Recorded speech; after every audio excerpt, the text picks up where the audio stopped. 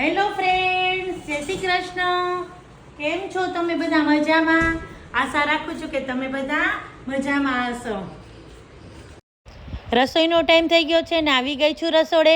હવે જો સૌ પહેલાં ભાત બાફવા મૂકું છું અને આ સાઈડ પાણી મૂકું છું, એમાં ફ્લાવર નાખું છું કારણ કે આજે ભાજી રાઈસ બનાવવા છે. પુલાવ રાઈસ કે એવું નહીં. હવે પાઉંભાજીની જે ભાજી હોય ને પણ એની સાથે પાઉં નથી ખાવાના. તો પહેલાં જો બધું વેજીટેબલ બાફવા મૂકું છું.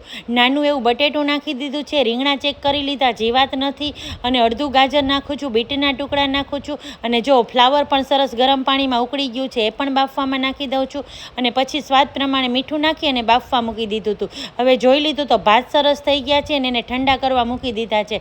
હવે આપણે પ્યોરી બનાવવાની હોય છે ભાજી બનાવી એની, તો ટમેટાં, ડુંગળી, આદુ અને મરચાં લઈ લીધા છે. હવે એની એકદમ સરસ પેસ્ટ બનાવી લેવાની છે અને એમાં નાખું છું 1 થી 1.5 ચમચી પાઉંભાજી મસાલા. એ પણ સાથે આપણે પેસ્ટ બનાવીને એમાં જ નાખી દેવાનો છે.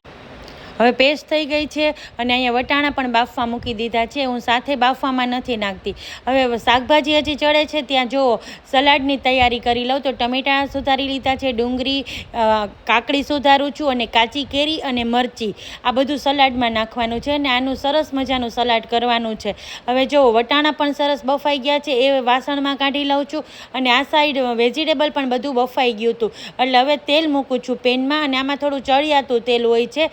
તેલ આવી ગયું છે, ગરમ થઈ ગયું છે એટલે હિંગ નાખી છે, હળદર નાખી છે, અને જે પ્યોરી બનાવી હતી ને એ નાખી દીધી છે. હવે એને એકદમ સરસ તેલમાં સાતળી લેવાની છે. હવે આપણે આ પ્યોરીમાં જ મેં એક નાખી દીધું છે નાનું એવું કેપ્સિકમ. હવે આ બધું નાખ્યું છે. હવે સ્વાદ પ્રમાણે મીઠું નાખી દેવાનું છે કારણ કે બાફવામાં વેજીટેબલના ભાગનું મીઠું નાખ્યું હતું.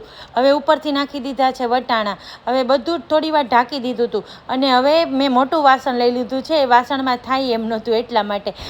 હવે 1 ચમચી જેટલો ઉપરથી ગરમ મસાલો નાખી દીધો છે ને 1 લીંબુનો રસ નાખી દીધો છે અને જરૂરિયાત પ્રમાણેનું થોડું એવું પાણી નાખ્યું છે.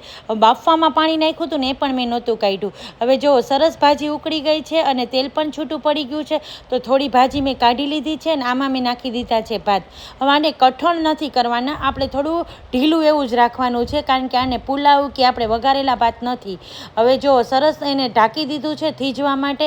હવે આપણે સલાડ કરી લઈએ. તો મસાલા દાણા લઈ લીધા છે, અડદનો પાપડ, અને જે બધું આપણે કટ કર્યું છે ને ડુંગળી, ટમેટું, કાકડી, કાચી કેરી અને મરચાંની કટકી એ પણ નાખી દીધું છે. કોથમરેથી ગાર્નિશ કર્યું છે અને લીંબુ નથી નાખતી કારણ કે કાચી કેરી નાખી છે ને એટલા માટે. તો ચાલો થાળી પીરસી લઈ. તો થાળીમાં મસ્ત ગ્રેવી રાઈસ એટલે કે આપણા ભાજી રાઈસ તૈયાર છે, આપણું મસ્ત ચટપટું સલાડ છે, આપણા બધાની પ્યારી છાશ તો કરી જ. તો ચાલો આવી જાઓ જમવા.